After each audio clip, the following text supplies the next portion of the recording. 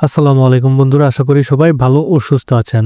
আজকের বিশ্লেষণে আমরা এমন একটি সামরিক ঘটনার দিকে নজর দেব যা প্রথম দেখায় অনেকের কাছে মনেই হতে পারে যে কোনো মহাকাশযান রাতের আকাশ চিরে উপরে উঠে যাচ্ছে, কিন্তু বাস্তবে সেটি কোনো স্পেস রকেট নয়। এটি ছিল ইরানের বহু আলোচিত, বহু বিতর্কিত এবং অত্যন্ত বিধ্বংসী ব্যালিস্টিক ক্ষেপণাস্ত্র।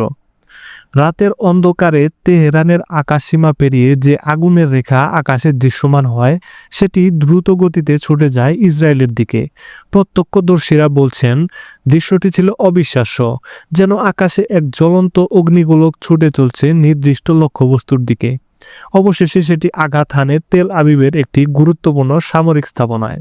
এই হামলার পর আন্তর্জাতিক মহলে নতুন করে আলোচনায় আসে ইরানের আল্ট্রা হেভি দূরপাল্লার ব্যালিস্টিক মিসাইল কর্মসূচি, বিশেষ করে অপারেশন ট্রু প্রমিস এর চতুর্থ ধাপে ব্যবহৃত মিসাইল সেজ্জিল নিয়ে তুমুল আলোচনা শুরু হয়।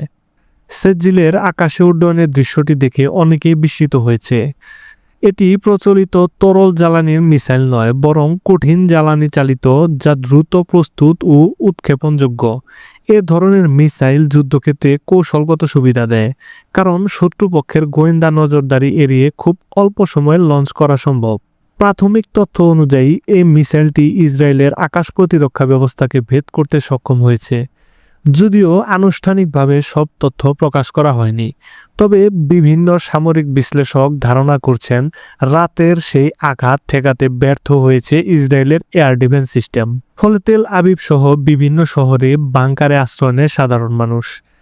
ইরানের বিপ্লবী গার্ড বাহিনী IRGC জানিয়েছে হামলার প্রথম কয়েক ঘন্টায় তুলনামূলক পুরনো ক্ষেপণাস্ত্র ব্যবহার করা হয়েছিল। সেটি ছিল মূলত প্রতিরক্ষা ব্যবস্থার সক্ষমতা যাচাইয়ের একটি কৌশল। এরপর দ্বিতীয় ধাপে ছোড়া হয় সেজ্জিল, যা তাদের মতে নতুন প্রজন্মের শক্তিশালী কৌশলগত অস্ত্র। সেজ্জিল সম্পূর্ণরূপে দেশীয় প্রযুক্তিতে তৈরি।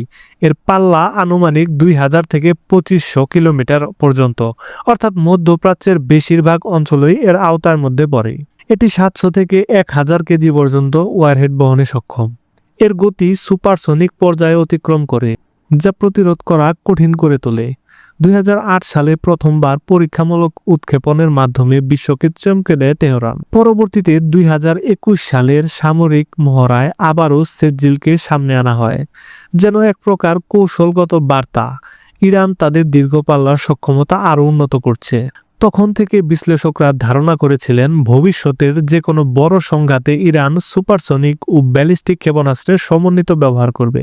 এই সাম্প্রতিক হামলায় শুধু সেজ্জিল ব্যবহৃত হয়েছে এমনটা নয়, ইরান ব্যবহার করেছে আরও একটি উন্নত মিসাইল ফাত্তাহ-1।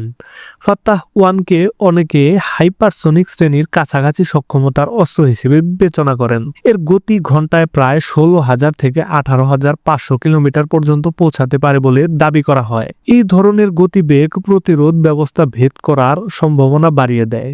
অর্থাৎ ইরান একাধিক স্তরে একাধিক ধরনের ক্ষেপণাস্ত্র ব্যবহার করে আক্রমণ পরিচালনা করছে, যা প্রতিপক্ষের প্রতিরক্ষা ব্যবস্থাকে বিভ্রান্ত করে। শুধু ক্ষেপণাস্ত্র নয়, ইরানের হাতে রয়েছে বিশাল ড্রোন বহর। শাহেদ সিরিজ সহ বিভিন্ন আক্রমণাত্মক ড্রোন ইতিমধ্যে মধ্যপ্রাচ্যের বিভিন্ন স্থানে ব্যবহৃত হয়েছে। বর্তমান সংঘাতে শক্তিশালী ড্রোন ও মিসাইল একসাথে ব্যবহার করে বহু লক্ষ্যবস্তুতে আঘাত হানা হচ্ছে। বিশেষ করে মধ্যপ্রাচ্যে অবস্থিত মার্কিন সামরিক ঘাঁটিগুলো হামলার আওতায় এসেছে বলে বিভিন্ন সূত্র জানাচ্ছে।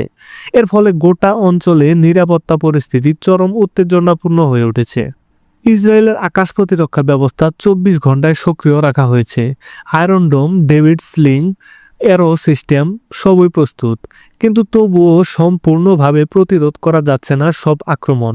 শনিবার রাতের হামলায় অন্তত একজন ইসরায়েলি নিহত এবং আরও প্রায় 20 জন আহত হয়েছে বলে নিশ্চিত করেছে ইসরায়েলের জরুরি সেবা সংস্থা মেগান ডেভিড আদম। এদিকে সামাজিক যোগাযোগ মাধ্যমে ছড়িয়ে পড়েছে বিস্ফোরণ, আগুন এবং ধোঁয়ায় আচ্ছন্ন নগরীর ভিডিও। যদিও প্রতিটি ভিডিও সত্যতা যাচাই করা কঠিন, তবু পরিস্থিতির তীব্রতা নিয়ে সন্দেহ নেই। এই সংঘাত শুধু ইরান ইসরায়েলের মধ্যে সীমাবদ্ধ নয়, মধ্যপ্রাচ্যে মার্কিন ঘাঁটিগুলো লক্ষ্য করে আঘাত হানার অর্থ এটি আঞ্চলিক থেকে আন্তর্জাতিক মাত্রায় বিস্তৃত হতে পারে। বিশেষ করে ইরানের সর্বোচ্চ নেতা আয়াতুল্লাহ আলী খামেনি এর মৃত্যুর পর আইআরজিসি বাহিনীর ভেতরে নতুন নেতৃত্ব ও নতুন কৌশলগত দৃষ্টিভঙ্গি তৈরি হয়েছে বলে বিশ্লেষকরা মনে করছেন। নতুন নেতৃত্ব আরও আক্রমণাত্মক অবস্থান নিতে পারে এমন শঙ্কাও করা হচ্ছে। বর্তমান পরিস্থিতি অত্যন্ত সংবেদনশীল। একদিকে উন্নত ব্যালিস্টিক ও হাইপারসনিক প্রযুক্তি, অন্যদিকে আকাশ প্রতিরক্ষা ব্যবস্থার সর্বোচ্চ প্রস্তুতি। এই সংঘাত কোন দিকে গড়াবে তা নির্ভর করছে পরবর্তী কূটনৈতিক ও সামরিক সিদ্ধান্তের উপর। একটি বিষয় স্পষ্ট, মধ্যপ্রাচ্যের শক্তির ভারসাম্যে বড় পরিবর্তনের ইঙ্গিত মিলছে। এটি শুধু আঞ্চলিক সংঘাত নয়, বরং বৈশ্বিক নিরাপত্তা কাঠামোকেও প্রভাবিত করতে পারে। বন্ধুরা, আজকের বিশ্লেষণ এখানেই শেষ করছি। পরবর্তী আপডেট ও গভীর বিশ্লেষণ নিয়ে আবারও হাজির হব। তাই চ্যানেলটি সাবস্ক্রাইব করে আমার সাথেই থাকুন। সবাই ভালো থাকুন, সুস্থ থাকুন এবং আমাদের প্রিয় বাংলাদেশকে ভালোবাসুন। আল্লাহ হাফেজ।